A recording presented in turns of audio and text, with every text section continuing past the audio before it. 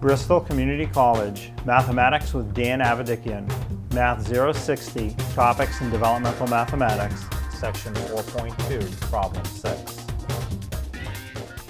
This is Section 4.2, Problem 6. It says, if you know the two triangles have the same perimeter, can you be sure that they are congruent? So they have the same perimeter, that's the same distance around. Do you know for sure that they're congruent? And the answer is no. You're not really sure. Maybe they are, but you can't be certain. The question says, can you be certain?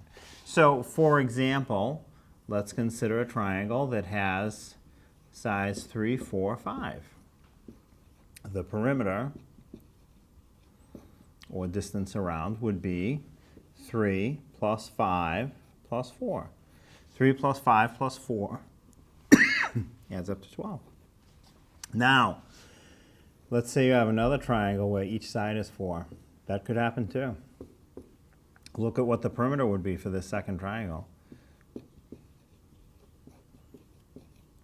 It would be 4 plus 4 plus 4, which is also 12, and clearly these are not congruent.